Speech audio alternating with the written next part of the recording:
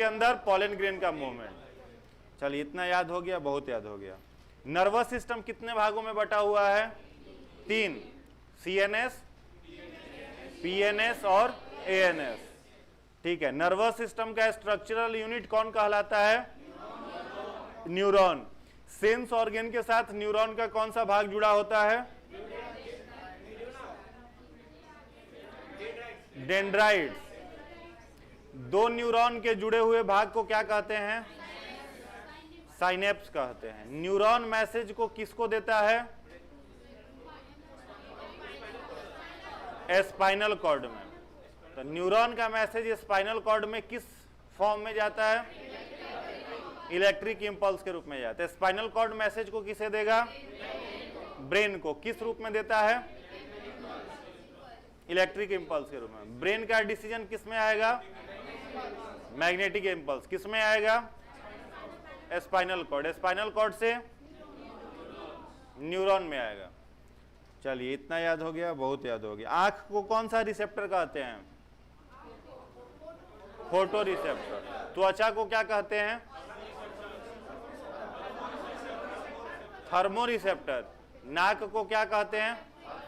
Olfactory receptor. ठीक है, तो ये सब याद है आप लोगों को, बहुत अच्छी बात है। चलिए आगे बढ़ते हैं। हेडिंग ब्रेन में, ब्रेन किस मेम्ब्रेन से द्वारा घिरा हुआ है? ह्यूमन ब्रेन कौन से मेम्ब्रेन से घिरा है? मेनिंजीज। किससे घिरा है? मेनिंजीज। मेनिंजीज में कितनी झिल्लियां हैं? 3। बाहरी झिल्ली का नाम ड्यूरामेटर, मध्य झिल्ली का नाम आर्किनॉइड और इनर मेम्ब्रेन का नाम, इनके बीच में कौन सा द्रव्य है? सेरिब्रोस्पाइनल फ्लूइड है।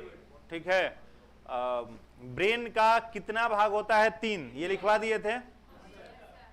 3 पार्ट्स ऑफ ब्रेन। पहला भाग फोर ब्रेन, दूसरा भाग मिड ब्रेन, तीसरा भाग हिंड ब्रेन। ठीक है, फोर ब्रेन का वैज्ञानिक नाम प्रोजेनसेफेलॉन, मिड ब्रेन का मेजेनसेफेलॉन, हिंड ब्रेन का रोहेमसेफेलॉन। तो हेडिंग बना लेंगे फोर ब्रेन, अग्र मस्तिष्क। Fore brain,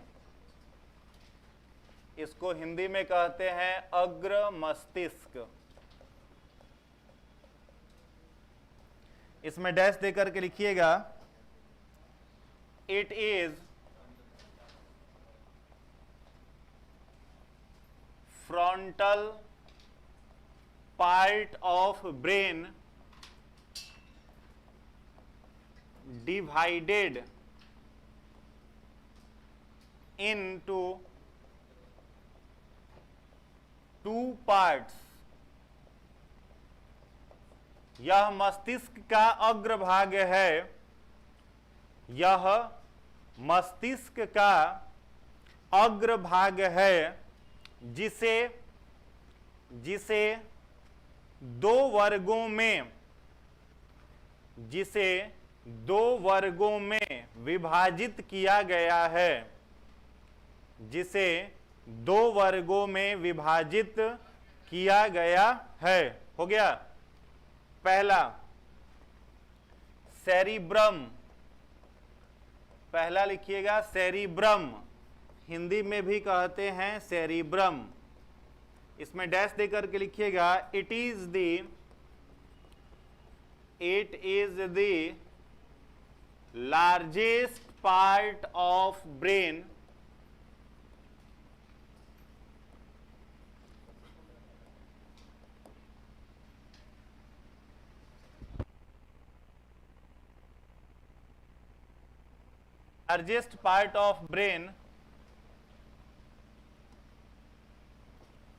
which is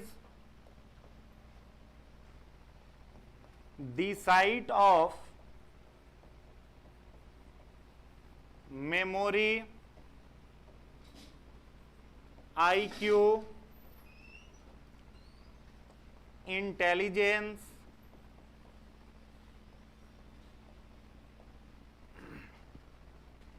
love, heart, speech, thinking, etcetera. Hindi वाले लोग लिखेंगे यह मस्तिष्क का सबसे बड़ा भाग है। मस्तिष्क का सबसे बड़ा भाग है जो यादाश्त कॉमा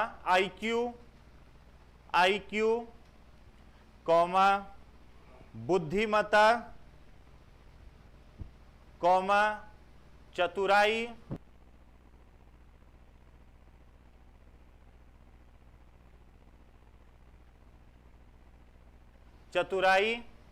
कॉमा प्रेम कॉमा घृणा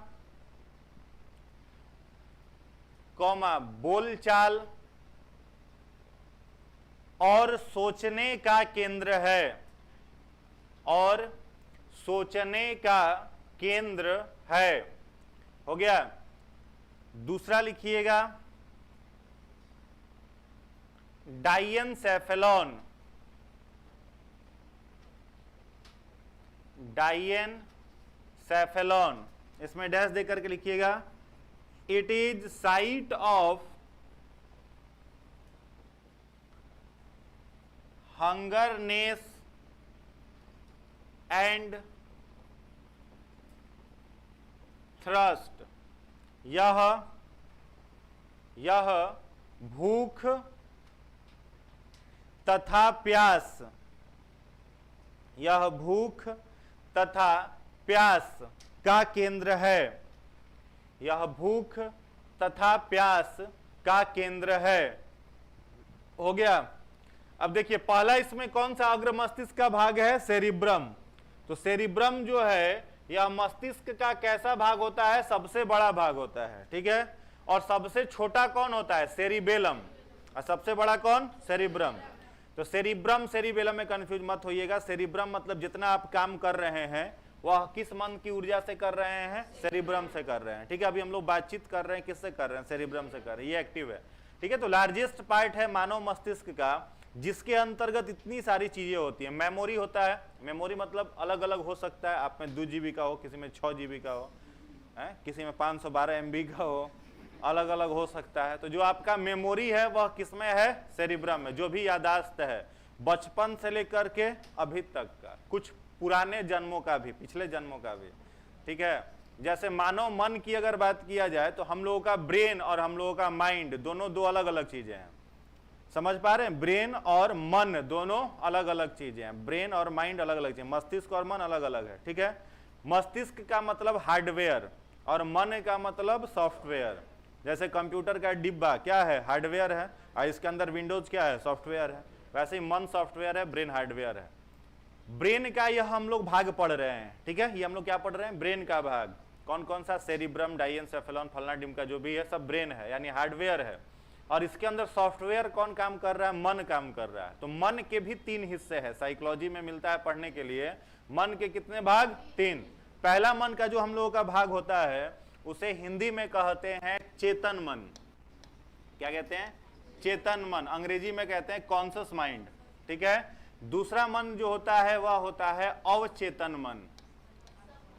अवचेतन मन, सब कॉन्शियस माइंड। और एक तीसरा मन का भाग होता है जिसे कहते हैं अति चेतन मन, सुपर कॉन्शियस माइंड। ठीक है। तो मन के कितने भाग? 3 भाग। ठीक है। चेतन, अवचेतन और अति चेतन। कॉन्शियस, सब कॉन्शियस, सुपर कॉन्शियस। अभी हम लोग जो काम कर रहे हैं किस मन से कर रहे हैं? चेतन मन से कर रहे हैं, कॉन्शियस माइंड से कर रहे हैं। ठीक है। मन का सबसे शक्तिशाली भाग कौन सा है? अति चेतन। ये अभी हम में से, आप में से किसी का जागृत नहीं है, और शायद इस उम्र में जागृत हो भी ना, अगले उम्र में भी जागृत ना हो। ये जागृत किसका हो जाता है? तो जो थोड़े बहुत स्पिरिचुअल लोग होते हैं, बढ़िया, थोड़े बहुत नहीं, बढ़िया लेवल के स्पिरिचुअल लोग होते हैं, उन लोगों का यह मन जो होता है वो जागृत होता है। रामायण में आप लोग कथा सुनते होंगे कि जो वशिष्ठ ऋषि थे वो भगवान राम को शिक्षा देने के लिए अपने शरीर से बाहर निकल जाते थे, है ना। और राम जी का भी शरीर बाहर निकलता था, फिर वो सारा कुछ सिखाते थे। या फिर जो भगवान बुद्ध के जो गुरु हुए, मिलता है इतिहास में पढ़ने के लिए, अलार कलाम हुए, और भी जो लोग हुए, वो लोग शरीर से बाहर निकल करके क्या करते थे? दीक्षा देते थे। वो मन का कौन सा भाग है? अति चेतन मन। यहाँ बैठे बैठे भेज देना कोई भी मैसेज दूसरे के दिमाग तक, है ना। टेलीफोन का कोई ज़रूरत नहीं है, मोबाइल का रिचार्ज का काम नहीं है, ठीक है। यहीं बैठे बैठे जो भी डेटा ट्रांसफर है कर दिया। वो कौन सा मन होता है? अति चेतन मन। मन का सबसे शक्तिशाली भाग जो स्वामी विवेकानंद का जागृत था, जो ठाकुर रामकृष्ण परमहंस का था, पंडित श्री राम शर्मा आचार्य का था, ऐसे कई सारे लोग हुए। समर्थ गुरु रामदास थे जो शिवाजी के गुरु थे, है ना। इन लोगों का, संत कबीर थे, ये अति चेतन मन की शक्ति थी। अंगूठा छाप थे कबीर। सूरदास भी क्या थे? बिल्कुल पढ़े लिखे नहीं थे। सूरदास तो अंधे भी थे, है ना, पढ़े लिखे नहीं थे, अंधे थे। और आज उन अनपढ़ व्यक्ति पर लाखों लोगों ने पीएचडी किया, है ना, लाखों लोग उन पर पीएचडी कर चुके हैं। तो अति चेतन मन की वो शक्ति होती है, पावर होता है। दूसरा क्या है? अचेतन मन। हम लोगों का यह मन इस मन की अपेक्षा बहुत शक्तिशाली होता है, लेकिन बहुत लोग इसके पावर को यूज नहीं कर पाते हैं। डॉक्टर कलाम की एक किताब है, पढ़िएगा उसको, विंग्स ऑफ फायर, अग्नि की उड़ान में। उसमें स्वामी कलाम साहब ने एक बड़ा अच्छा कोट्स लिखा है कि अपने लक्ष्य को बार बार याद करते रहो, बार बार याद करते रहो। क्यों कहते हैं बार बार याद करते रहो? ताकि वो आपका लक्ष्य आपके किस मन का हिस्सा बन जाए? सबकॉन्शियस माइंड का हिस्सा बन जाए, अचेतन मन का हिस्सा बन जाए। और यह मन जो है बड़ा कम समय के लिए जागृत होता है, काम करता है। एक तो यह जागृत कब होता है यह मन? जब आप रात में सोने के लिए जाते हो, तो नींद आने से कुछ मिनट पहले आपको पता होता है कि मुझे नींद आने वाली है ना। उस समय यह मन जागृत होता है, यानी सोने के समय। और दूसरा, आप सोते भी हो तो किस मन से सोते हो? अवचेतन मन में। सोने के दौरान यही मन आपका काम कर रहा है। इसी कारण से सोने के दौरान जो आप सपना देखते हैं, जगने के बाद वो आपको याद नहीं रहता, क्योंकि जगने के बाद ये वाला मन एक्टिव है। तो इस मन में आपको इन्फॉर्मेशन कब डाल सकते हो? जब आप सोने जाते हो, जो कहते हैं भंगवाइल हैं, भंगवाना समझ रहे हो ना, उस समय अवचेतन मन काम कर रहा है। और सुबह जब नींद से उठते हैं आप, उसके कुछ मिनट बाद तक यह मन कार्य करता है, और पूरे सोने के दौरान आपका यही मन सक्रिय है। तो जो भी इंफॉर्मेशन इस मन में आपने सोने के टाइम बैठा दिया, ठीक है, वह आपके शरीर से आपका यह मन कार्य, उस कार्य को करा लेगा। इतना पावरफुल यह मन है। आप इसमें जो चीज बैठा दोगे ना, वो आपके शरीर से वो करा ही लेगा, कैसे भी करा लेगा। कई बार आप देखते होंगे, मान लो सामान्य क्रम में आप रात में सोने जाते हैं 10 बजे, सुबह उठते हैं अलार्म लगा के 12 बजे, ठीक है, 14 घंटा सुतने के आप आदी हैं। आपको काट लिया है ट्रिपोनिमा पैलिडियम, ठीक है, या फिर ट्रिपोनिमा पैलिडियम कह रहे हैं, क्या नाम है, सीसी फ्लाई काट लिया है, ट्रिप्नोसिन है जिसमें, तो वो काट लिया है। आप सोने के आदी हो चुके हैं, बीमार हो चुके हैं। नॉर्मली आप खूब सोते हैं जम करके, और किसी दिन आपको ट्रेन पकड़ना है, तो ट्रेन आपका है कितने बजे? सुबह के 4 बजे। आप सोने के लिए कितने बजे गए? रात के 11 बजे। अब 4 बजे का ट्रेन पकड़ना है, तो जगना कितने बजे होगा? 3 बजे। 4, 11 से 3 क्या घंटा हुआ? 4 घंटा। अब सोने के लिए गए, आप अलार्म लगा दिए 3 बजे का। आप उस दिन पाएंगे कि 11 से 3 के बीच में कम से कम 13 बार नींद खुलेगा, और बार बार घड़ी चेक करोगे कि कहीं 3 बज नहीं गया, अलार्म में AM की जगह PM तो नहीं लग गया है, बज नहीं रहा है। ये तमाम डाउट कहाँ आएगा? मन में आते रहेगा। यानी आपने सोते समय बार बार अपने इस मन को, सर्काडियन रिदम जो हम लोगों का होता है, जिक्र हम लोग आगे करेंगे, सर्काडियन रिदम, जिसे कंट्रोल कौन सा ग्लैंड करता है? पीनियल ग्लैंड, ठीक है। तो पीनियल ग्लैंड डायरेक्ट इस मन से क्या है? जुड़ा हुआ है। तो क्यों कहा जाता है बार बार अपने लक्ष्य को याद करिए? ताकि इस मन में वो इंफॉर्मेशन जो है वो चला जाए, और इस मन में चला गया तो बार बार आपको यह इतना परेशान कर देगा। आप कई बार पाएंगे, जब आप खूब पढ़ाई करिए, हम लोगों के साथ भी खूब होता था, जब आप खूब पढ़ाई करिए, कंटिन्यू पढ़ाई करिए, 4-5 दिन प्रैक्टिकल करके देखिए, रात में सोइएगा भी तो आपको अकबर जहांगीर दिखाई देंगे, ठीक है। खूब पढ़ने लगे, ऑटोमेटिक वही लोग दिखाई देगा। यानी वो इन्फॉर्मेशन कहाँ चला जाता है? अचेतन मन में चला जाता है। हम लोग रात में सोए हुए में भी फिजिक्स का फॉर्मूला बोला करते थे एक समय में, घर वाला पागल घोषित कर दिया था कि बौड़ा गया है अब कुछ नहीं हो सकता है। तो वो क्यों होगा? जब एक ही रूटीन को आप बार बार प्रैक्टिस करिएगा, तो वो आपके अचेतन मन का हिस्सा बन जाता है, ठीक है। तो इस मन को क्या करना है? मजबूत बना लेना है। अभी मजबूत कब बनेगा? बार बार इसमें क्या करना है? अपने टारगेट को, अपने गोल को, लक्ष्य को याद करते रहिए, याद करते रहिए, उसी में जीवन यापन करिए। तो ये मन जो होता है वो शक्तिशाली बन जाता है, ठीक है। और ये अति चेतन मन हमने बता दिया कि और पावरफुल माइंड है।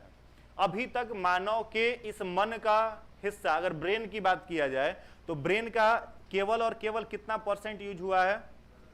10%। वो भी 10 नहीं, 9 कुछ ही कहिए, 9.5% यूज हुआ है।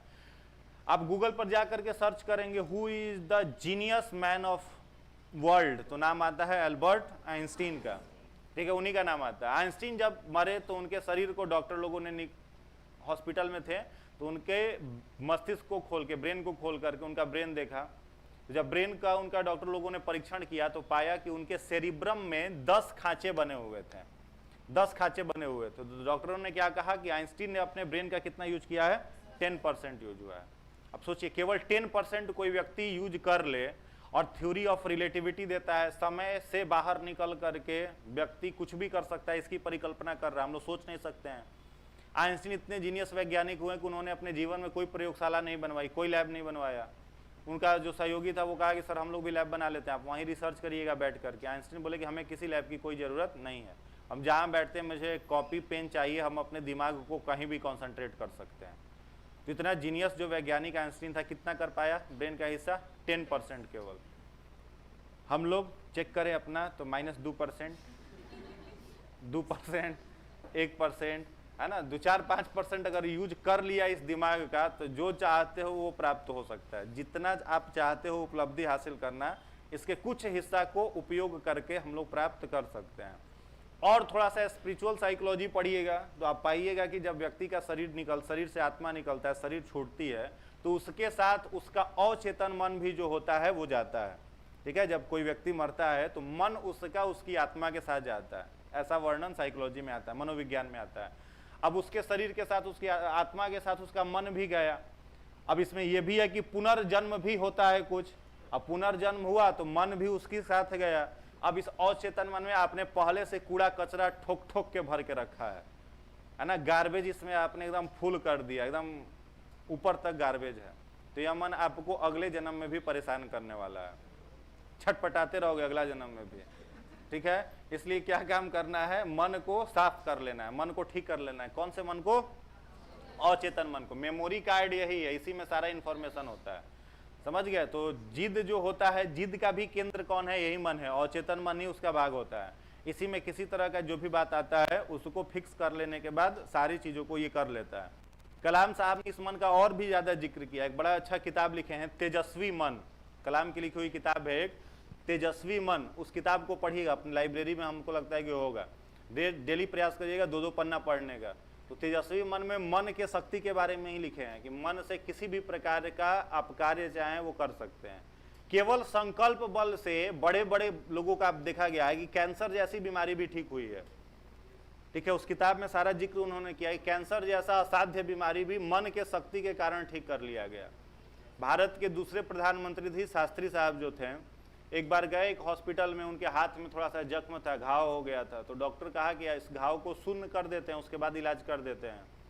एनेस्थेसिया लगाया क्या करते हैं, शून्य कर देते हैं हाथ, फिर उसका ऑपरेशन कर देंगे। शास्त्री जी बोले कि शून्य नहीं करो, डायरेक्ट ऑपरेशन कर दो। कहा कि इतना दर्द आप बर्दाश्त कर पाइएगा, बोले कि कर लेंगे, उसका चिंता मत करो। डॉक्टर कहा कि ठीक है, जब आप कह रहे हैं, आप प्रधानमंत्री हैं तो कर देते हैं। तो शास्त्री जी ने कहा कि गीता की किताब पहले हमको दे दो। तो गीता की किताब ले आई गई और शास्त्री जी उस गीता को पढ़ने लगे। और शास्त्री जी गीता पढ़ रहे थे, डॉक्टर ने उनके हाथ का पूरा सर्जरी कर दिया और दर्द का सिकन भी शास्त्री जी के चेहरे पर नहीं आया। यानी उन्होंने अपने मन से जो भी इंफॉर्मेशन था, ब्रेन का डिसीजन कहाँ नहीं आने दिया, अपने उस अंग तक नहीं आने दिया, पता ही नहीं चला उनको। तो मन इतना पावरफुल है, मन को जैसे काम में आप लगाएंगे उसके अनुसार यह क्या करने लगता है, कार्य कर लेने लगता है। बीरबल और बकरी का कहानी तो सुना ही चुके हैं आप लोगों को, हैं? नहीं सुनाए हैं? क्या बात करते हो जी, अभी तक बचे गए तो। बीरबल का नाम सुने हैं? किसके मंत्री थे? अकबर के। अकबर के दरबार के सबसे बुद्धिमान मंत्री कौन?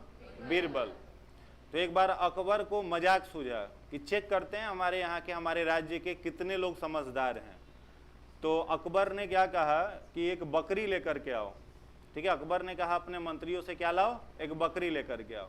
और पूरे राज्य में खबर भिजवा दी कि इस बकरी को जो व्यक्ति भर पेट भोजन करा देगा उसे हम अपना आधा राज्य दान में दे देंगे। अब गांव के जितने सारे लोग थे सब लोग बड़ा खुश हुए कि भाई बकरी को क्या दिक्कत है, खिला देंगे भरपेट खाना। पहले एक आदमी हाथ उठाया कि हम लेकर के जाएंगे। बीरबल माथा पीट लिया बेचारा कि मरने वाला है अगला दिन। अकबर का अगर नहीं खिला पाए इसको भरपेट भोजन तो दूसरी शर्त है कि गला कलम कर देंगे, गला काट देंगे। बोला ठीक है, बकरी कितना खाएगी, खिला देंगे, आधा राज्य मिलने वाला। ले गया बकरी को, अपने घर ले आया, पहले एसी लगवा दिया, कहा बकरी है भाई राज कराने की है, अपनी पत्नी से कहा बढ़िया खाना बना करके ले आओ, खूब बढ़िया व्यंजन आया। बकरी भी खुश थी कि खा रही है आराम से। बकरी खूब खाना खाई। अगले दिन लेकर के वो अकबर के दरबार में गया, कहा कि हम इसको भरपेट खिला दिए। अकबर बोले चेक करके हम देखेंगे। बकरी के आगे घास रखा गया। जैसे ही घास रखा गया, बकरी वापस घास खाना शुरू कर दी। जैसे ही घास खाना शुरू कर दी तो कहा कि अकबर की तुम झूठ बोलता है, नहीं खिलाया इसको भरपेट खाना। तलवार लिया, गर्दन काट दिया उसका। फिर पूछा कि इस बकरी को और कोई ले जाना चाहता है। एक दूसरा आदमी हाथ उठाया।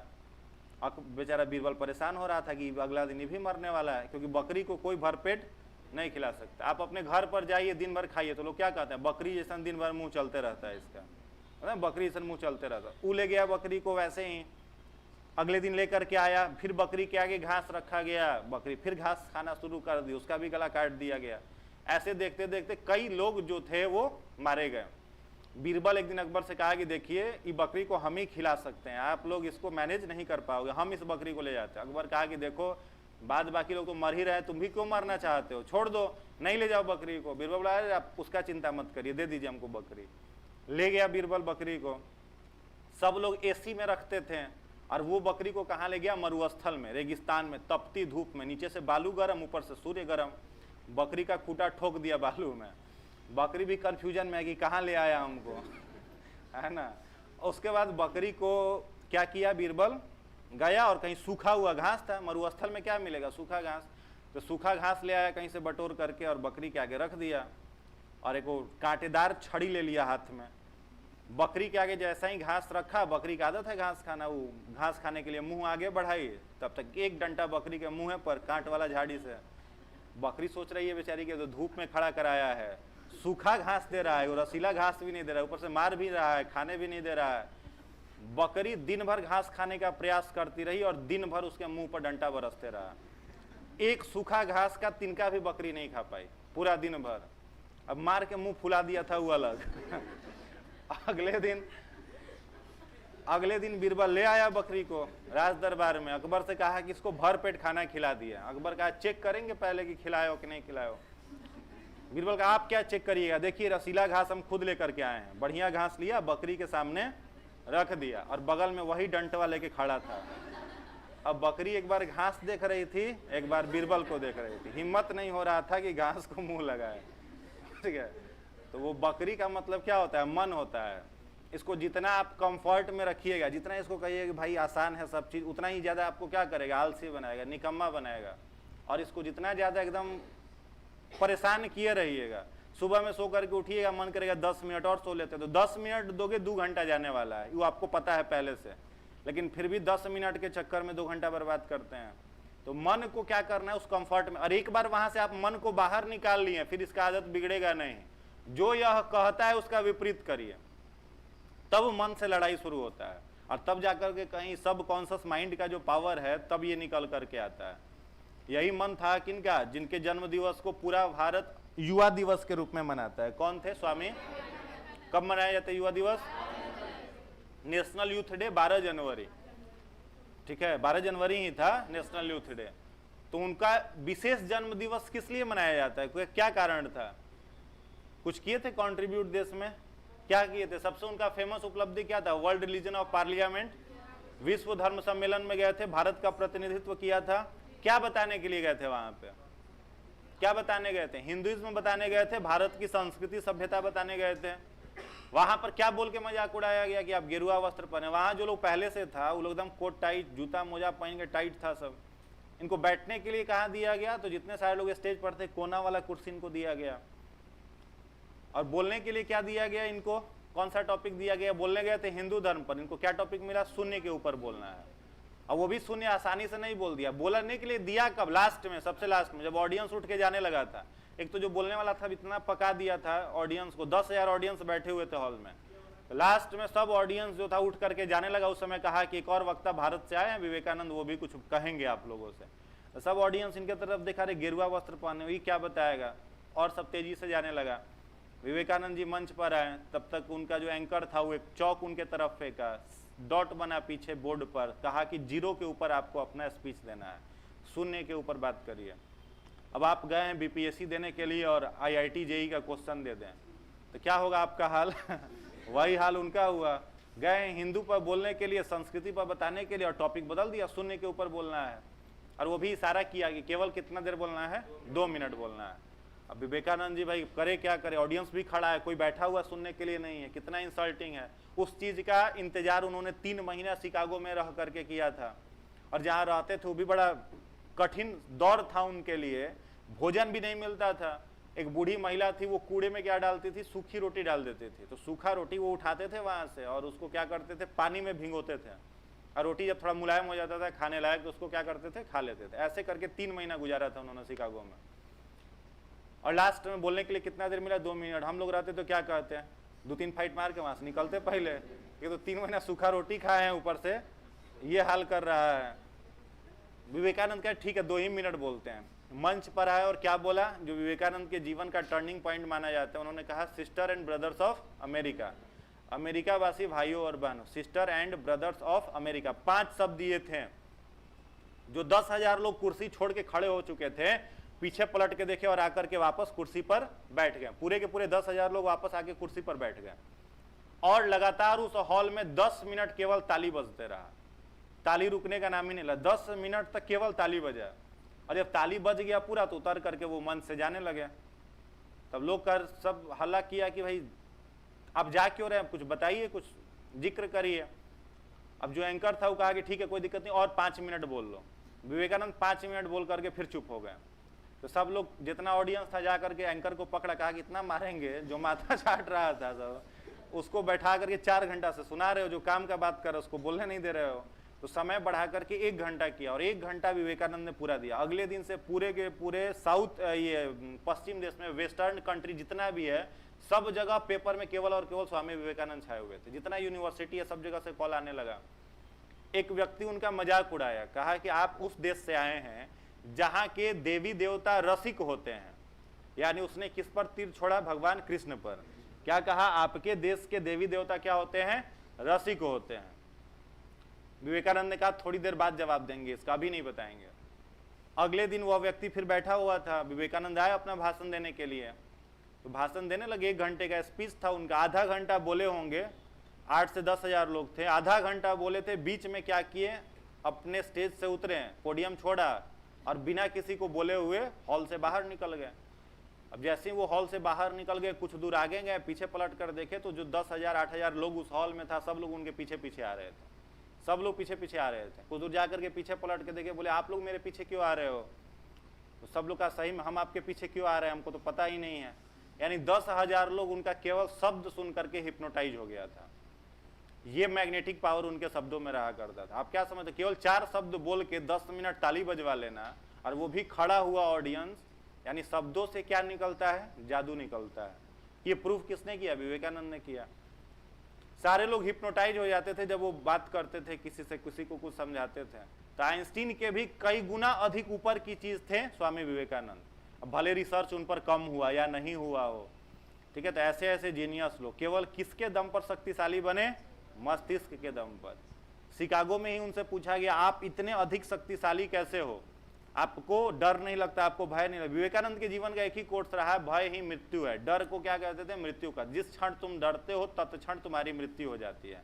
जिस देश के युवा कायर हैं, डरपोक है, वो देश मरा हुआ। ये उनका एक किताब है अग्नि मंत्र, पढ़िएगा कभी, उसमें लिखा है उन्होंने, ठीक है। तो एक व्यक्ति पूछा कि आपको डर नहीं लगता, इतने सारे लोगों से आप बातचीत करते हैं। विवेकानंद ने कहा मैं प्रत्येक दिन क्या करता हूं, मेडिटेशन करता हूं, ध्यान करता हूं। कहा ठीक है, ध्यान तो कई लोग करते हैं, सुबह सुबह उठ करके लोग पूजा पाठ करते ही हैं, ध्यान तो सारे लोग करते हैं। आप किस देवी देवता का ध्यान करते हैं, ये पूछा गया विवेकानंद से। इन्होंने कहा देखो भाई हम किसी देवी देवता का ध्यान नहीं करते हैं। फिर पूछा किसका ध्यान करते हो, बताइए। विवेकानंद ने क्या कहा, मैं शेर के कलेजे का ध्यान करता हूँ। क्या कि ये भी कोई ध्यान करने वाला चीज है, शेर के कलेजे का आप ध्यान करते हैं। उन्होंने कहा कि शेर के कलेजे का ध्यान करने से मुझे क्या आता है, साहस आता है, मुझे साहस आता है। जैसे जंगल में जब शेर जगता है, बाद बाकी अन्य जीव नहीं सो सकते हैं। जंगल में शेर से भी शक्तिशाली जानवर है, लेकिन राजा कौन है, शेर है। अपनी गति के कारण, अपनी चालाकी के कारण वह क्या है, जंगल का राजा है। तो उसका ध्यान करने से उसका गुण जो है वो मेरे अंदर आता है। प्रत्येक दिन कमरा बंद करके सुबह में 2 घंटे, शाम में 2 घंटे मेडिटेशन किया करते थे स्वामी विवेकानंद। अपने शरीर को से प्राण को डायरेक्ट निकाल दिए। जब उन्होंने शरीर छोड़ा, उम्र कितनी थी, 39 साल। 39 ईयर्स में शरीर छोड़ दिए, शरीर से प्राण को बाहर निकाल दिया योग के दम पर। आज के समय में हम लोग योग को जो समझ ले, योग मतलब हम लोग क्या समझते हैं, मोटा मोटी हाथ गोड़ टेढ़ कर लेना, फूंक फांक कर लेना योग है। योग का मीनिंग क्या होता है? योग मतलब क्या होता है? जुड़ना, मिलना। योग का मतलब यही ना होता। अब योग योगा बन गया भारत में, ये लास्ट में ए लगा दिया, योगा बन गया। प्राणायाम प्राणायामा बन गया, और क्या क्या होते रहता है। योग का मतलब केवल हाथ पैर टेढ़ा सीधा करना नहीं है, योग बहुत वृहद चीज है। ठीक है, कृष्ण ने योग के बारे में क्या कहा है? योगः कर्मसु कौशलम, कर्म की कुशलता का नाम योग है।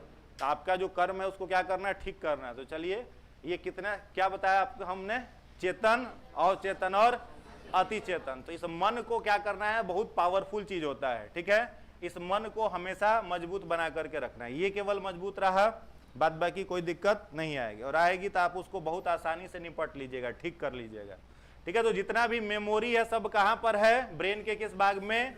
सेरिब्रम में। आईक्यू मतलब, अब आईक्यू और ईक्यू दोनों अलग अलग चीज है। आईक्यू मतलब इंटेलिजेंस कोसेंट, और ईक्यू मतलब इमोशनल कोसेंट। ठीक है, तो आईक्यू जो है यानी आपका सोच। अब आइंस्टीन का आप पता करेंगे, पढ़ेंगे उनकी जीवनी, तो आप पाएंगे कि आइंस्टीन का यह आईक्यू बहुत ही अधिक शार्प था, लेकिन उनकी यह जो मेमोरी थी बहुत अधिक कमजोर थी। ठीक है, अपना ही किया हुआ रिसर्च आइंस्टीन जब जाते थे लोगों को बताने के लिए तो लिख करके पूरा ले जाते थे और पढ़ करके ही बताते। जो रिसर्च उन्होंने खुद किया था वो रिसर्च बताने के लिए उनको क्या करना पड़ता था? पढ़ना पड़ता था। यानी उनकी मेमोरी क्या थी? बहुत कमजोर थी। और आईक्यू बहुत शानदार था, माने कल्पना की शक्ति, सोचने का शक्ति, इन्वेंशन करने का शक्ति बहुत बढ़िया था। तो IQ and memory both are different things. Intelligence मतलब बुद्धिमत्ता, क्लेवरनेस चतुराई का भी केंद्र यही है, प्रेम करने का। ठीक है, किसी से प्रेम होना ये भी किसका पार्ट है? सेरिब्रम का। हृदय को फालतू में बदनाम किया गया है, प्रेम कौन करता है? सेरिब्रम करता है। इसीलिए कभी किसी से कहना हो तो क्या कहेंगे? हम तुम्हें दिमाग से प्यार करते हैं। क्या बोलेंगे? हम तुम्हें दिमाग से प्यार करते हैं। 2-3 चटकन मार के भगाएगा वहां से। ठीक है, दिल ओल का नाम मत लीजिएगा, वो प्रेम नहीं करता, वो बेचारा खाली पंप करता है ब्लड को। सबसे शरीफ और निश्चल भाव से सेवा करने वाला अंग वही है, हृदय। ठीक है, दिल है। तो सेरिब्रम से क्या किया जाता है? प्यार किया जाता है। किसी से नफरत भी किससे की जाती है? सेरिब्रम से। तो कहना हो तो क्या कहेंगे? हम तुम्हें दिमाग से बद्दुआ दे रहे हैं। अगर किसी को गाली देना हो तो क्या कहेंगे? हम तुमको दिमाग से गाली दे रहे हैं। गाली कौन देता है? दिमाग देता है, दिल नहीं देता है। ठीक है, तो प्रेम का, घृणा का केंद्र कौन? सेरिब्रम। स्पीच मतलब बोलचाल का, बातचीत करते हैं, स्पीच का भी केंद्र यही है।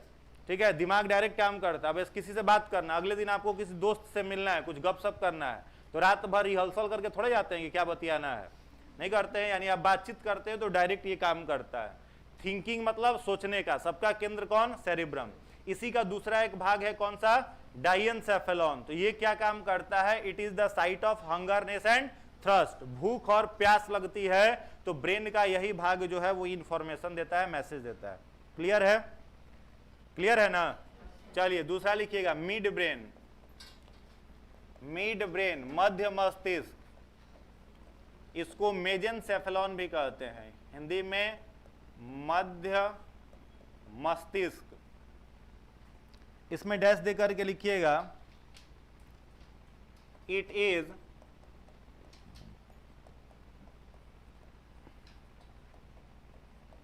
Site of vision and hearing. यह देखने तथा सुनने का केंद्र है। यह देखने तथा सुनने का केंद्र है। Site of vision and hearing हो गया। किसका केंद्र है? देखने और सुनने का केंद्र है। चलिए, केवल इसमें काम करता है। तीसरा लिखिएगा, हिंड ब्रेन। हिंड ब्रेन, इसे कहते हैं पश्च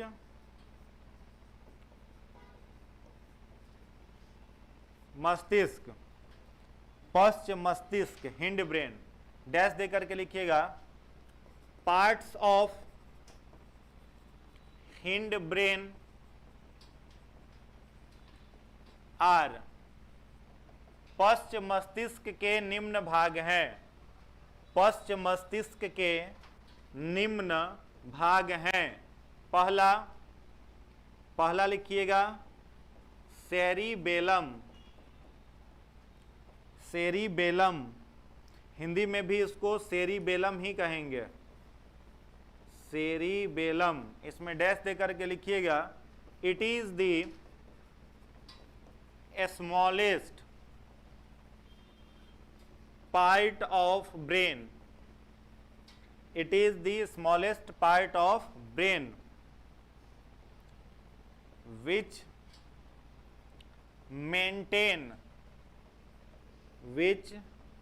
maintain posture of human body.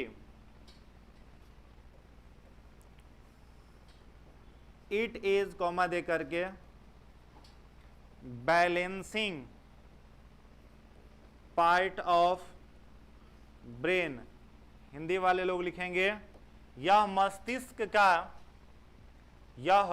मस्तिष्क का सबसे छोटा भाग है।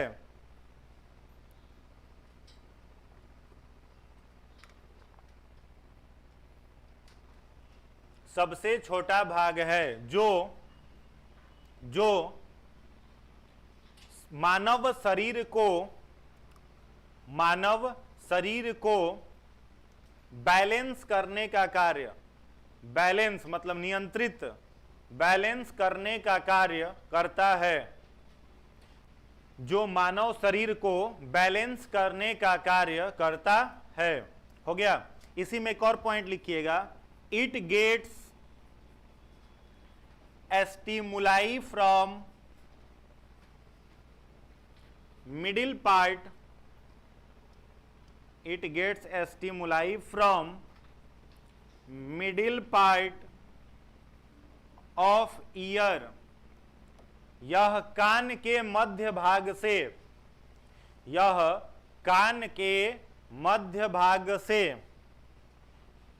उद्दीपन, बोर्ड पर लिख दिए, देख के लिख लीजिए, उद्दीपन को ग्रहण करता है। कान के मध्य भाग से उद्दीपन को ग्रहण करता है। हो गया। अब देखिए यहां पर सेरिबेलम जो है, इसका यदि आपसे कार्य पूछा गया तो केवल इसका कार्य क्या है, या हम लोगों के शरीर के पोस्चर को क्या करता है, मेंटेन करता है। यानी आप सीधे खड़े हैं, उल्टे लटके हुए हैं, ये सब कौन मस्तिष्क को संकेत देता है, सेरिबेलम देता है। याद रहेगा? नहीं याद रहेगा? रहेगा। तो बॉडी को यह क्या करता है, बैलेंस करने के काम को। प्रश्न पूछे कि जो व्यक्ति लिक्वर पी लेता है या अल्कोहल पी लेता है तो उसके मस्तिष्क का कौन सा भाग थोड़ा कमजोर हो जाता है, तो क्या कहेंगे, सेरिबेलम कमजोर हो जाता है। ठीक है, इसलिए चलेगा यहाँ, पैर रखाएगा यहाँ, सोचेगा यहाँ रख रहे हैं, रखाएगा यहाँ, और क्या कहेगा, दुनिया नशे में है। ठीक है, और अपने उसका हिला हुआ है सेरिबेलम। चलिए, तो ये क्या काम करता है, बॉडी के पोस्चर को मेंटेन करता है। और बॉडी को पोस्चर को मेंटेन करने के लिए सहायता किससे लेगा, मिडिल पार्ट ऑफ ईयर, कान के मध्य भाग से। तो कान का यह जो मध्य भाग है ना, यहाँ पर एक यू शेप स्ट्रक्चर होता है।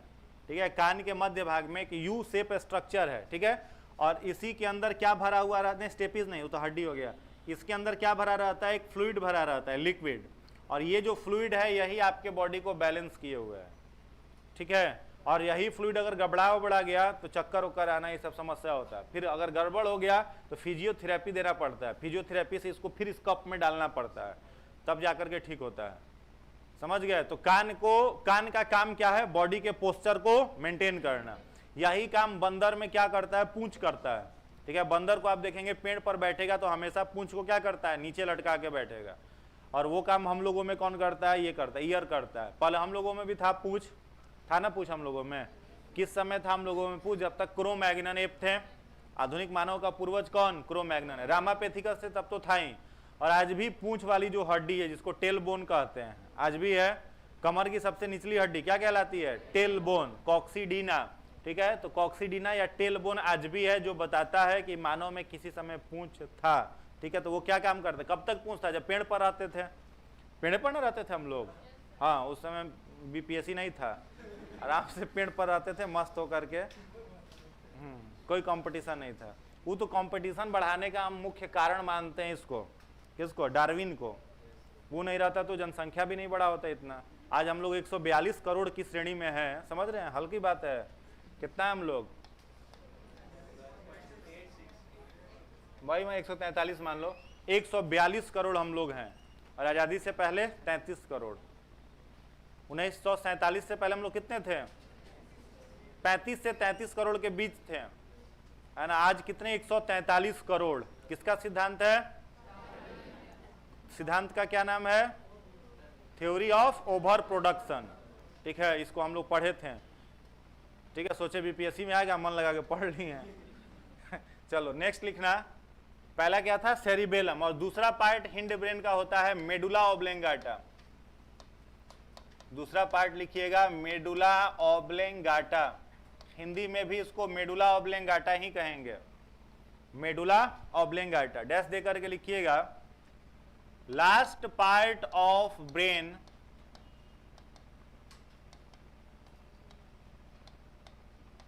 which maintain the rate of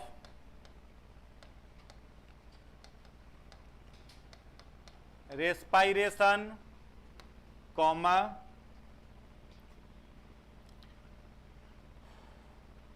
inhalation of food through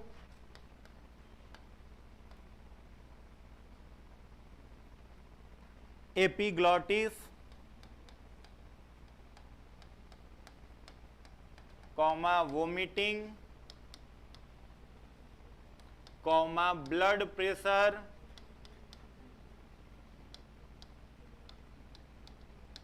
etcetera. Hindi वाले लोग लिखेंगे यह मस्तिष्क का अंतिम भाग है, अंतिम भाग है जो श्वसन के दर को नियंत्रित करता है, श्वसन के दर को नियंत्रित करता है तथा उल्टी, वॉमिटिंग, उल्टी कॉमा निगरण, उल्टी कॉमा निगरण और रक्तचाप को नियंत्रित करता है, रक्तचाप को नियंत्रित करता है। एक और पॉइंट लिख लीजिएगा, it is directly attached with spinal cord. यह सीधे मेरु रज्जु से जुड़ा होता है, यह सीधे मेरु रज्जु से जुड़ा होता है। It is directly attached with spinal cord. ठीक है, चलिए इसमें कोई दिक्कत नहीं होना चाहिए। मेडुला जो है वह ब्रेन का क्या है? हिंड ब्रेन का सबसे अंतिम भाग है। क्या काम करेगा? श्वसन के दर को नियंत्रित करता है। तो 1 मिनट में आप कितना बार सांस लेते हैं? 12 से 15 बार या 15 से 17 कर देते हैं? 15 से 17 बार 1 मिनट में आप ब्रीदिंग करते हैं, उसको ये नियंत्रित करता है। और क्या करता है? Inhalation of food through epiglottis. जब भोजन एपिग्लॉटिस तक पहुंचेगा, एपिग्लॉटिस याद है ना, घंटी ढक्कन। हाँ, भोजन को कहां आने देता है? स्टमक में। और विंड को कहां जाने देता है? लंग्स में। ठीक है, तो जब एपिग्लॉटिस के पास भोजन पहुंचता है तो उसको निगलने में डिसीजन कौन देता है? मेडुला देता है। ठीक है, वोमिटिंग यानी उल्टी का केंद्र, ठीक है, और निगरण का केंद्र, रक्तचाप को नियंत्रित करने का काम यही करता है। किसके साथ यह जुड़ा हुआ है? स्पाइनल कॉर्ड, मेरु रज्जु के साथ जुड़ा हुआ है। लास्ट यही है, मेरु रज्जु के साथ डायरेक्टली कनेक्टेड है। ठीक है, रेट ऑफ रेस्पायरेशन इसी के कारण कई बार बिगड़ता हुआ भी देखा जाता है। जैसे हवा में बच्चे को फेंकना और कैच नहीं कर पाना। ठीक है, होता है ना, बच्चा को क्या लोग फेंकता है? हवा में फेंक के खिलाता है। आप लोग फेंके हैं कभी? गोदी में लेता है, हवा में फेंक दिया, फिर कैच कर लिया, बच्चों को खुश रहता है, मजा आता है उसको। और कई बार ऐसा होता है फेंक रहा है, कैच नहीं होता है, फेंका कैच नहीं हुआ तो कहाँ गिरता है? नीचे। अब देखिए काय दे क्या करता है, लंबा समय सांस टाने रह जाता है। तो उसका बिगड़ जाता है रेट ऑफ रेस्पिरेशन, क्योंकि मेडुला पर स्टिमुलाई आ जाता है, मेडुला पर उद्दीपन आ जाता है, ठीक है, जिसके चलते होता है।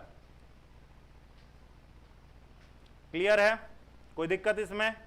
आगे बढ़ा जाए। अगला हेडिंग बनाइएगा स्पाइनल कॉर्ड। नेक्स्ट बनाइएगा स्पाइनल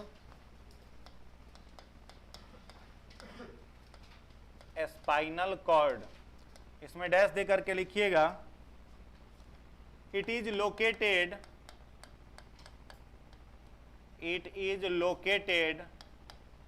बिटवीन और beside the vertebral column। यह रीढ़ के हड्डी के बीचों बीच या किनारे स्थित होता है। रीढ़ के हड्डी के बीचों बीच या किनारे स्थित होता है। अगला पॉइंट लिखिएगा, it is the site of reflex action. यह प्रतिवर्ती क्रिया का केंद्र है।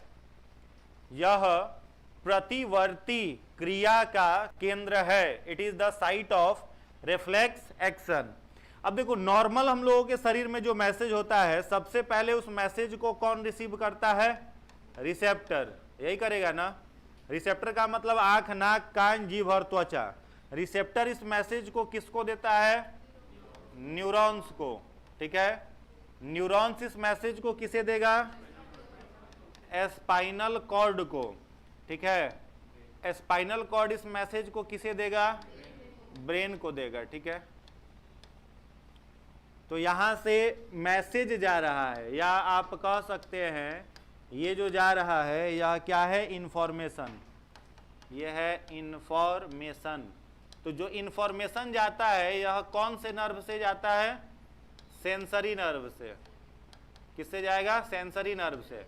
अब ब्रेन यहां से क्या करेगा? डिसीजन देगा। तो ब्रेन का डिसीजन कहां? स्पाइनल कॉर्ड से, न्यूरॉन से।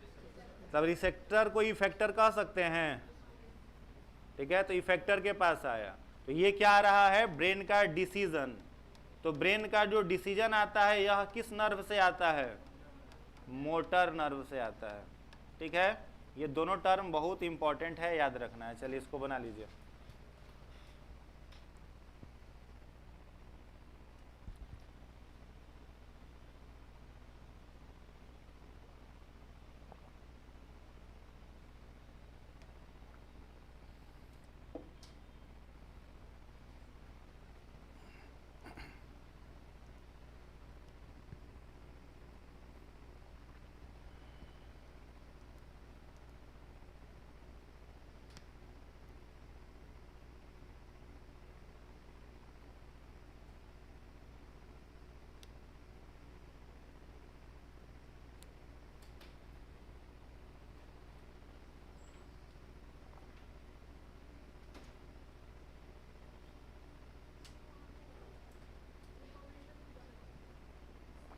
Sensory nerve, sensory nerve.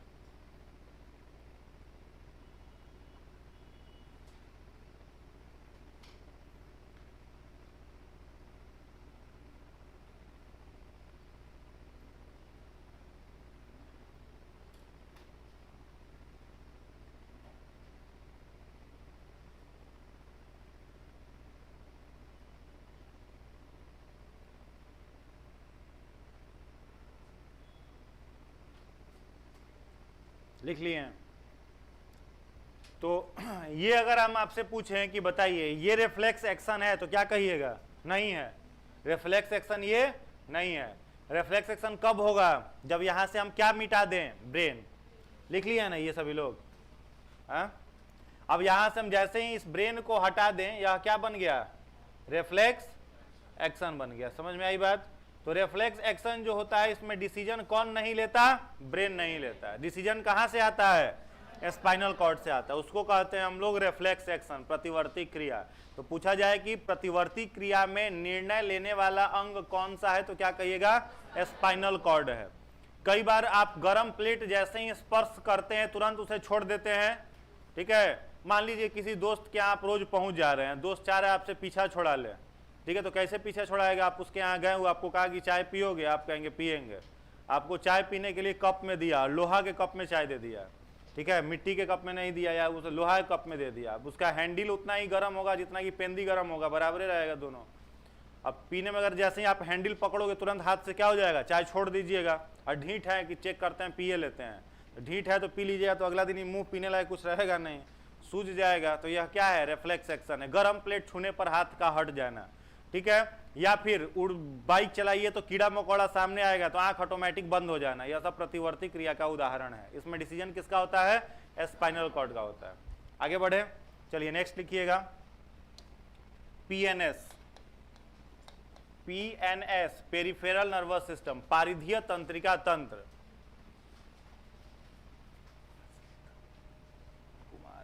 Timing कितने बजे है, 3 बजे से। पीएनएस पेरिफेरल नर्वस सिस्टम हो गया। इसमें डैश दे करके लिखिएगा, ऑल नर्व्स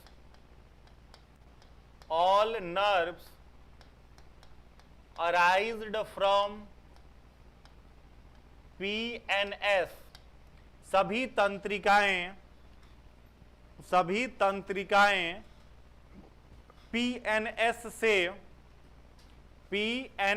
से निकलती हैं। सभी तंत्रिकाएं पीएनएस से निकलती हैं, हो गया। अब इसमें पहला लिखिएगा spinal nerve. Spinal nerve dash देकर के लिखिएगा, these nerves arised from spinal cord. ये तंत्रिकाएं मेरु रज्जु से निकलती हैं। अगला पॉइंट लिखिएगा, number of spinal nerve is 31 pair. इनकी कुल संख्या 31 जोड़े है। 31 जोड़े है। दूसरा लिखिएगा क्रैनियल नर्व। दूसरा लिखेंगे क्रैनियल नर्व, डैश देकर के लिखिएगा, these nerves arised from brain. These nerve arised from brain. ये तंत्रिकाएं मस्तिष्क से निकलती हैं। Number of cranial nerve is कितना, 12 पेयर। इनकी कुल संख्या 12 जोड़ी है। इनकी कुल संख्या 12 जोड़ी है, हो गया। अब देखिए पीएनएस में क्या आएगा, तो पीएनएस में जितने भी हम लोगों के शरीर में नर्व्स निकले हुए हैं, तंत्रिकाएं निकली हुई हैं, सब किसके भाग हैं, पीएनएस से, ठीक है। सीएनएस केवल किस लिए, ब्रेन और स्पाइनल कॉर्ड के लिए। नर्वस सिस्टम, न्यूरॉन्स वहां नहीं है। न्यूरॉन्स कहां पर है, पीएनएस में। तो all nerves arise from PNS. 2 जगहों से नर्व्स निकलता है, स्पाइनल कॉर्ड से निकलता है और ब्रेन से निकलता है। तो जो नर्व आपका स्पाइनल कॉर्ड से निकले उसको क्या कहेंगे, स्पाइनल नर्व, और जो नर्व ब्रेन से निकलेगा उसको क्या कहेंगे, क्रैनियल नर्व। तो स्पाइनल कॉर्ड से कितना नर्व निकलता है, याद कर लेना, 31 जोड़े, कई बार परीक्षा में यह रिपीट हुआ है। और ब्रेन से कितना जोड़ा नर्व निकलेगा, 12 जोड़ा नर्व निकलेगा। चलिए आगे बढ़ते हैं। नेक्स्ट लिखिएगा एएनएस। एएनएस इसको ऑटोनोमस नर्वस सिस्टम या स्वतः तंत्रिका तंत्र कहते हैं, जिसका हिंदी और अंग्रेजी दोनों नाम हमने कल लिखाया था। एएनएस इसमें डैश दे करके लिखिएगा, it is the site of It is the site of involuntary action, यह अनैच्छिक क्रियाओं का केंद्र है, यह अनैच्छिक क्रियाओं का केंद्र है, अनैच्छिक क्रियाओं का केंद्र है। एग्जाम्पल में इसमें लिख लीजिएगा sneezing, comma shivering, coughing, vomiting, etcetera. ठीक है, तो एएनएस नाम से स्पष्ट हो जा रहा है ना, हम लोग के शरीर में दो प्रकार का कार्य होता है, एक को हम लोग कहते हैं वॉलेंट्री एक्शन और दूसरा इनवॉलेंट्री। तो वॉलेंट्री मतलब ऐच्छिक क्रिया which control by us, involuntary मतलब which can not be control by us, जो नियंत्रित कर सके वॉलेंट्री, जो नहीं कर सके इनवॉलेंट्री। तो जितना इनवॉलेंट्री है एएनएस ऑटोनोमस माने ऑटोमेटिक चलने वाला, तो इनवॉलेंट्री ऐसे ही याद हो जाएगा। तो इनवॉलेंट्री एक्शन का केंद्र कौन है? एएनएस है। अब एएनएस क्या क्या जितना सारा ये एक्टिविटी है सबका देख रेख बेचारा यही करता है। स्नीजिंग मतलब जैसे छींक आता है तो नहीं रोक सकते हैं, खांसी को नहीं रोक सकते हैं, वोमिटिंग को नहीं रोक सकते हैं, शिवरिंग मतलब ठंड से कांपना, ये सब नहीं रोक सकते। इन सबका केंद्र कौन है? एएनएस है। कोई दिक्कत? आगे बढ़े, चलिए नेक्स्ट लिखेंगे hormone.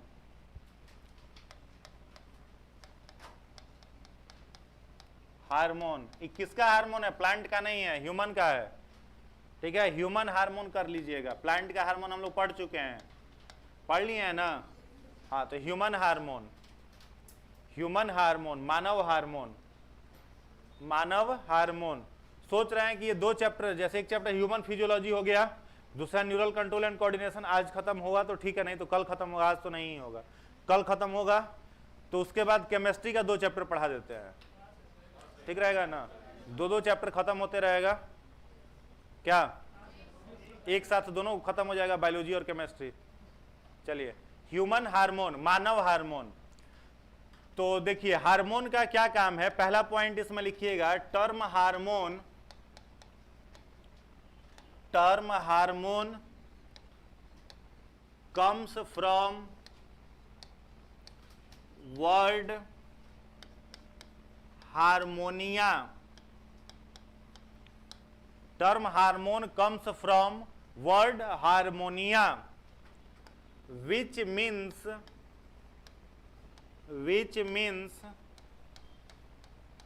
stimulate for growth। Hindi वाले लोग लिखेंगे हार्मोन शब्द की उत्पत्ति, हार्मोन शब्द की उत्पत्ति,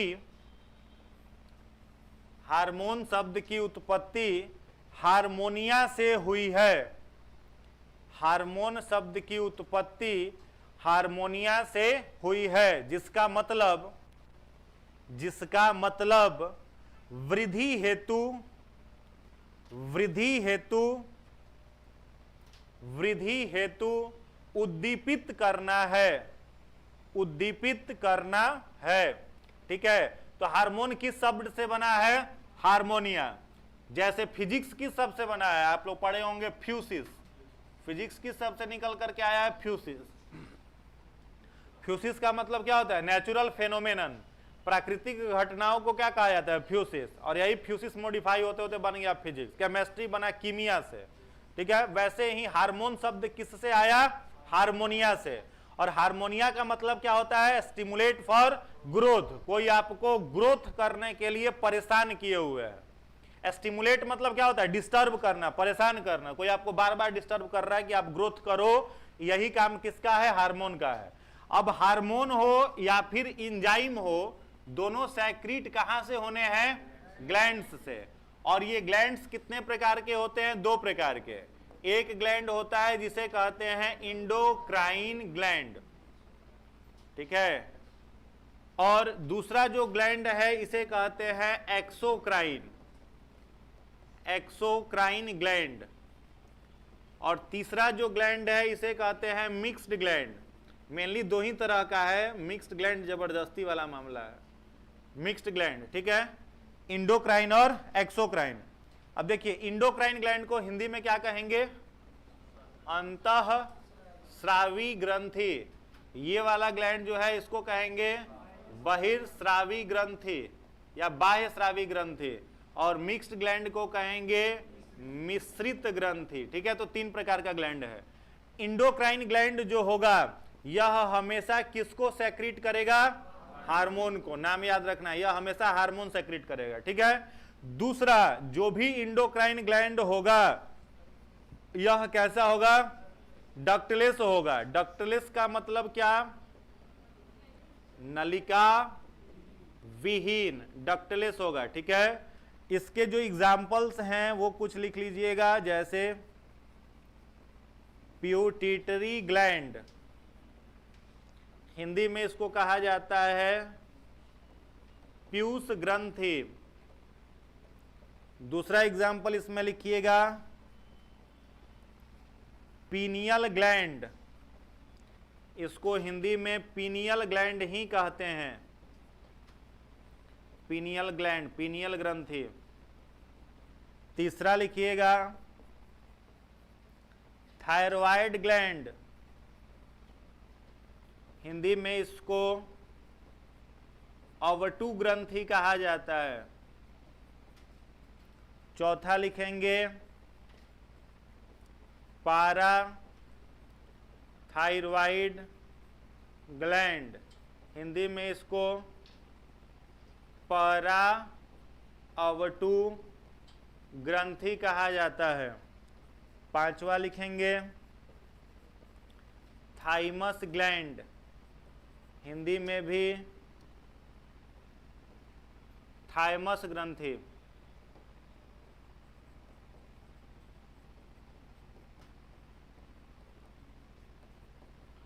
पांचवा लास्ट है गोनैड्स, हिंदी में इसको जनन ग्रंथि कहा जाता है। तो ये कुछ ग्लैंड्स हैं जो कि इंडोक्राइन है। एक छूट ही गया है, कौन सा? Adrenal gland. हाँ, लास्ट में लिखेंगे एड्रिनल ग्लैंड, इसको कहते हैं अधिवृक्क ग्रंथि, हिंदी में अधिवृक्क ग्रंथि, adrenal gland. Total 7 gland.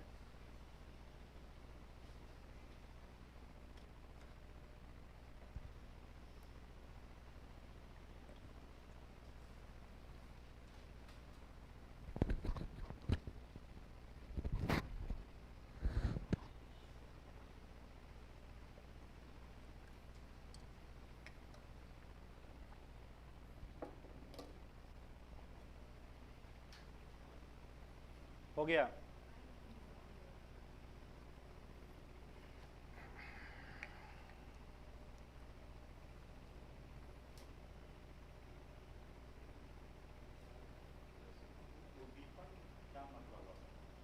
Disturbance, stimulate, उद्दीपन, हिंदी नाम है।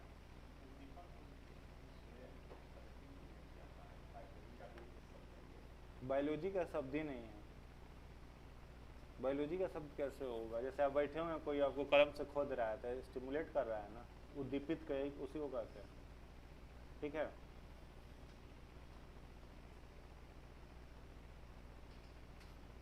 हो गया? तो कितने ग्लैंड हुए? 7। पहला ग्लैंड कौन सा है? प्यूटिटरी। दूसरा कौन सा है? पीनियल। तीसरा कौन सा है? थायरॉयड। चौथा पाराथायरॉयड। पांचवा थाइमस। छठा गोनैड्स। गोनैड्स में ही टेस्टिस एंड ओवरी दोनों आ जाएगा। और 7वां एड्रिनल ग्लैंड। तो ये 7 ग्रंथियां हैं। हिंदी नाम भी देखो, अंग्रेजी ही नाम प्रयोग में आता है, हिंदी नाम में मत जाइएगा। अब जाके डॉक्टर से कहिएगा कि ऑटू ग्रंथि गड़बड़ा गया है, बेचारा डिक्शनरी खोल के पहले चेक करेगा कि ऑटू ग्रंथि कौन आया है नया, ठीक है। तो बोलचाल में क्या प्रयोग होता है? थायराइड ही प्रयोग होता है, ठीक है। तो ये सब आपका ये याद रखना है। तो ये टर्म याद हो गया। हार्मोन कैसे होंगे? हार्मोन किन ग्लैंड से सेक्रेट होंगे? इंडोक्राइन ग्लैंड से सेक्रेट होगा। सब इंडोक्राइन ग्लैंड कैसा होगा? डक्टलेस, ठीक है। डक्टलेस माने नलिका विहीन। हार्मोन मेनली बनता है किस चीज से? लिपिड से बनता है और एमिनो एसिड से बनता है, ठीक है। तो इसको बनाने में लिपिड और एमिनो एसिड का बहुत महत्वपूर्ण योगदान होता है। चलिए आगे बढ़े। अब एक्सोक्राइन ग्लैंड का क्या काम है? तो एक्सोक्राइन ग्लैंड में पहला आप क्या लिख सकते हो? एंजाइम। एक्सोक्राइन ग्लैंड क्या सेक्रेट करेगा? एंजाइम।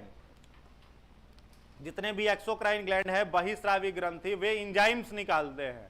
और एंजाइम्स जो होता है किस चीज का बना होता है? प्रोटीन का। तो आप लिख सकते हो all enzymes are protein. All enzymes are protein. सभी एंजाइम प्रोटीन होते हैं। ब्रैकेट में लिख लीजिएगा बायो कैटालिस्ट। सभी एंजाइम प्रोटीन होते हैं, ब्रैकेट में बायो कैटलिस्ट, जैव उत्प्रेरक। कैटलिस्ट मतलब सबस्टांस विच इंक्रीज और decrease the rate of reaction but own not participate in any chemical reaction. अपने खुद रासायनिक अभिक्रिया में भाग नहीं लेगा, लेकिन रासायनिक अभिक्रिया के दर को बढ़ा देगा, कम कर देगा। ये कैटलिस्ट का काम है, ठीक है। तो जैव कैटलिस्ट किसे कहा जाता है? एंजाइम्स को। चलिए आगे लिखिएगा, ये ग्लैंड्स कैसे होते हैं? डक्टेड, हिंदी में नलिका युक्त। नलिका युक्त मतलब इनमें डक्ट लगा रहता है, ट्यूब लगा रहता है, जिससे वह एंजाइम सेक्रीट होकर के अपने टारगेट ऑर्गन तक जाता है, ठीक ना। तो यह डक्टेड होता है। अब इसका एग्जाम्पल कुछ है, लिख लीजिएगा, जैसे सैलिवरी ग्लैंड, लार ग्रंथि, हिंदी में कहते हैं सैलिवरी ग्लैंड को लार ग्रंथि। दूसरा गैस्ट्रिक ग्लैंड, गैस्ट्रिक ग्लैंड, इसको कहते हैं जठर ग्रंथि। तीसरा लिख सकते हैं लैक्रेमल ग्लैंड, हिंदी में इसको कहते हैं अश्रु ग्रंथि। अश्रु ग्रंथि। और लिख सकते हैं ऑयल ग्लैंड, तैल ग्रंथि, तैल ग्रंथि, ऑयल ग्लैंड। यह सब कैसा है? डक्टेड है और एक्सोक्राइन है, ठीक है। सैलिवरी ग्लैंड हम लोग पहले पढ़े थे ना, कौन कौन सा है? पैरोटिड, सबलिंगुअल, सब मैंडिबुलर, यह आपका हो जाता है सैलिवरी ग्लैंड, पढ़ चुके हैं। गैस्ट्रिक ग्लैंड भी पढ़ चुके हैं, स्टमक में होता है ना। लैक्रेमल ग्लैंड कहाँ होता है? आंख में होता है, आंख के सबसे कॉर्नर में, किनारे की ओर, ठीक है। इससे क्या सेक्रेट होता है? टीयर्स, आंसू कहां से निकलता है? लैक्रेमल ग्लैंड से। ऑयल ग्लैंड कहां पर पाया जाता है? स्किन पर, त्वचा पर पाया जाता है, ठीक है। और इसके कारण ही मैमल्स के शरीर का दो निशानी है, एक उसके त्वचा पर ऑयल ग्लैंड का पाया जाना और दूसरे उसके त्वचा पर स्वेट ग्लैंड का पाया जाना, ठीक है। यह केवल और केवल किसमें होता है? मैमल्स में होता है, ठीक है। तो ऑयल ग्लैंड का क्या काम है? बॉडी को ऑयली बना करके यह रखता है। तो यह सब आपका ग्लैंड क्या कहलाएगा? एक्सोक्राइन, बहिर्स्रावी ग्रंथि का उदाहरण है। मिक्स्ड जो ग्लैंड है, यह नाम से स्पष्ट हो जा रहा है, यह हार्मोन भी निकालेगा और एंजाइम भी। तो लिख सकते हैं हार्मोन प्लस एंजाइम, यह दोनों सेक्रेट करता है, हार्मोन और एंजाइम दोनों, ठीक है। इसका इकलौता उदाहरण केवल और केवल कौन है? पैनक्रियाज, हिंदी में कहते हैं अग्नाशय। यह मानव शरीर की दूसरी सबसे बड़ी ग्रंथि है। पैनक्रियाज मानव शरीर की दूसरी सबसे बड़ी ग्रंथि। पहली सबसे बड़ी ग्रंथि लीवर, दूसरी सबसे बड़ी ग्रंथि पैनक्रियाज, अग्नाशय। लगभग 1200 ग्राम इसका वजन होता है, ठीक है। पैनक्रियाज जहां तक हमें याद है, आपको हम पहले भी लिखा चुके हैं डाइजेस्टिव सिस्टम में। पैनक्रियाज अगर आपसे मान लो हम पूछें कि पैनक्रियाज बताओ एक्सोक्राइन के तरह क्या क्या काम करेगा पैनक्रियाज, बहिस्रावी ग्रंथि के तरह, तो एक लाइन में आप आंसर दोगे कि सर यह कौन सा जूस बनाएगा? पैनक्रिएटिक जूस, अग्नाशयी रस। और इस अग्नाशयी रस में क्या क्या है? लाइपेज है, बोलो, ट्रिप्सिन है, और क्या है? अमाइलेज, और चौथा न्यूक्लिएज है। तो यह चारों एंजाइम जब पैनक्रियाज बना रहा होता है तब यह किस तरह काम कर रहा है? एक्सोक्राइन। और पैनक्रियाज जैसे ही इंडोक्राइन के तरह कार्य करेगा अंतःस्रावी ग्रंथि की ओर, तो इसका कौन सा सेल एक्टिव हो जाएगा? Islet of Langerhans. कौन एक्टिव होगा? Islet of Langerhans, Hindi में कहते हैं लैंगर हैंस की द्वीपिकाएं, ये एक्टिव हो जाएंगी। और लैंगर हैंस की जो द्वीपिकाएं होती हैं, आइलेट ऑफ लैंगर हैंस का जो सेल होता है उसमें 3 तरह का सेल है, अल्फा, बीटा और गामा। यह 3 प्रकार की कोशिका है इसमें। अल्फा सेल कौन सा हार्मोन? ग्लूकागॉन। ग्लूकागॉन क्या काम करेगा? ग्लूकोज के मात्रा को मेंटेन करेगा, ठीक है। बीटा सेल जो है कौन सा हार्मोन? इंसुलिन। यह क्या काम करेगा? रक्त में शर्करा की मात्रा को नियंत्रित करेगा, ब्लड शुगर को कंट्रोल करेगा, ठीक है। और चौथा गामा, तो यह अल्फा और बीटा को क्या करेगा? कंट्रोल करेगा। इट कंट्रोल अल्फा और बीटा। तो ये लिखाए है ना आप लोगों को डाइजेस्टिव सिस्टम में, तो लिखाने की कोई जरूरत यहां नहीं है, ठीक है। और ये भी आपको पहले से पता है। लाइपेज किसका डाइजेशन करता है? फैट का। ट्रिप्सिन किसका? प्रोटीन का। एमाइलेज किसका? कार्बोहाइड्रेट का। न्यूक्लिएज किसका? न्यूक्लिक एसिड का। ये पहले से आप लोगों को पता है। चलिए इंडोक्राइन ग्लैंड में पहला ग्लैंड शुरू करते हैं, जो है प्यूटिट्री ग्लैंड। हेडिंग बना लेंगे प्यूटिट्री ग्लैंड। पीयूष ग्रंथि,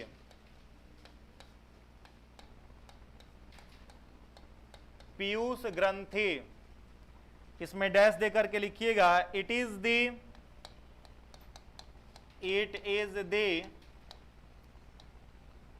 master gland of human body. It is the master gland of human body, located in sphenoid region of brain. Hindi वाले लोग लिखेंगे यह मानव शरीर की मास्टर ग्रंथि है, मास्टर ग्रंथि है जो मस्तिष्क के एस्फेनॉइड भाग, हिंदी इंग्लिश में समान ही रहेगा, मस्तिष्क के थैलेमस रीजन, ठीक है ना। कौन सा रीजन? थैलेमस। मस्तिष्क के एस्फेनॉइड रीजन में, एस्फेनॉइड भाग में स्थित होता है। मस्तिष्क के एस्फेनॉइड भाग में स्थित होता है। हो गया। एक और पॉइंट लिखिएगा। The average weight of this gland, the average weight of this gland is 0.6 ग्राम। इसका औसतन भार 0.6 ग्राम है। इसका औसतन भार 0.6 ग्राम है, ठीक है। अगला पॉइंट लिखिएगा। हार्मोन्स सेक्रीटेड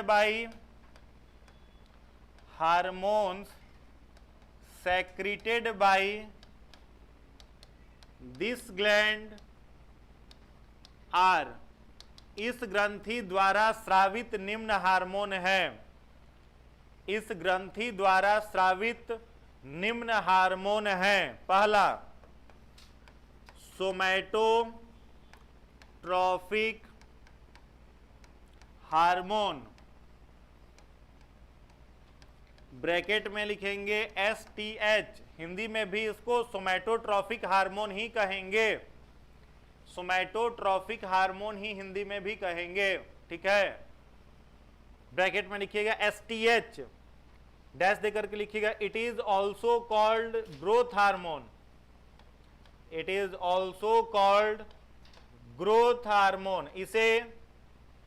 इसे ग्रोथ हार्मोन भी कहते, इसे ग्रोथ हार्मोन या वृद्धि हार्मोन, इसे ग्रोथ हार्मोन या वृद्धि हार्मोन भी कहते हैं, वृद्धि हार्मोन भी कहते हैं।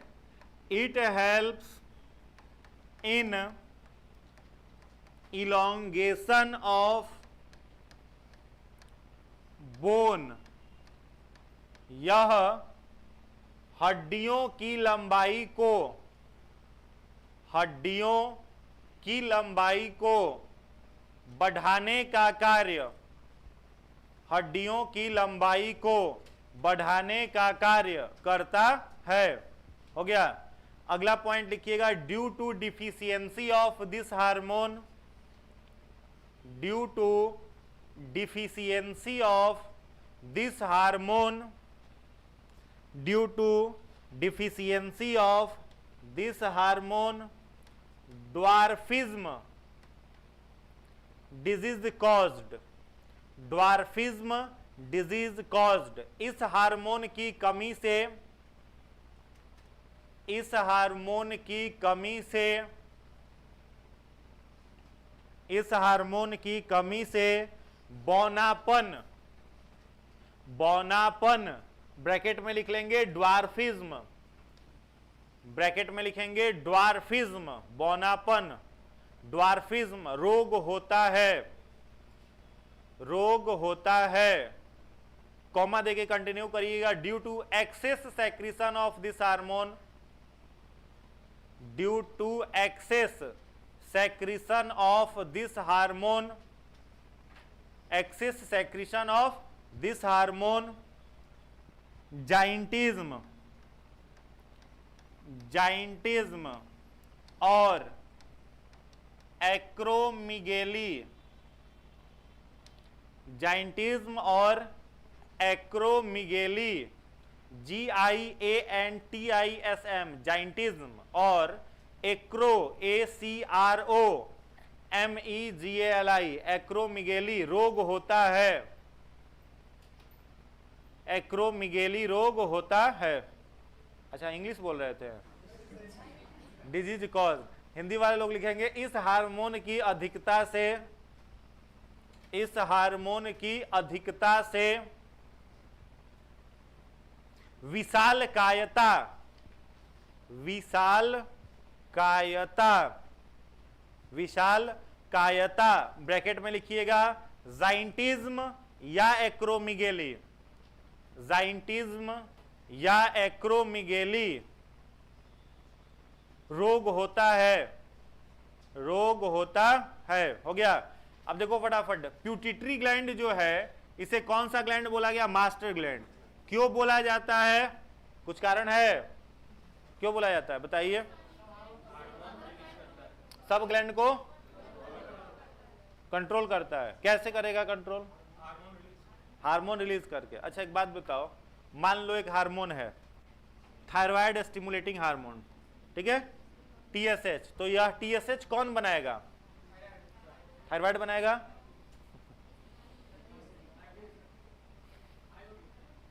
कौन बनाएगा? इस कौन सा ग्लैंड TSH हार्मोन बनाएगा? प्यूटिटरी। कौन सा ग्लैंड बनाएगा? प्यूटिटरी ग्लैंड बनाएगा TSH, thyroid stimulating hormone. Term समझो ध्यान से, thyroid stimulating hormone. This hormone not works as thyroxine, यह हार्मोन थायरोक्सिन हार्मोन नहीं है। TSH किसे स्टिमुलेट कर रहा है? किस ग्लैंड को? थायराइड ग्लैंड को। किस काम के लिए? वो क्या सेक्रेट करे? थायरोक्सिन। बात समझ में आ रही है? तो आपका thyroid gland proper thyroxine release करे, इसके लिए प्यूटिटरी ग्लैंड TSH हार्मोन निकालेगा। यह TSH थायरोक्सिन नहीं है, आपका थायरोक्सिन को काम कराने के लिए यह TSH सेक्रेट करता है। हाँ समझ में आया बात? क्लियर है? तो इसलिए इसको मास्टर ग्लैंड बोल सकते हैं क्या? एक और पॉइंट लिखिएगा, it control all endocrine glands, it control all endocrine glands except parathyroid gland, except parathyroid gland. यह सभी अंतःस्रावी ग्रंथियों को नियंत्रित रखता है, यह सभी अंतःस्रावी ग्रंथियों को नियंत्रित रखता है। अपवाद, अपवाद में लिखिएगा पाराथायरॉइड ग्लैंड, पराओटू ग्रंथि। अपवाद में पाराथायरॉइड ग्लैंड या पराओटू ग्रंथि। हो गया? अब ध्यान से समझिए। चलिए एक और हार्मोन का जिक्र करते हैं, ACTH।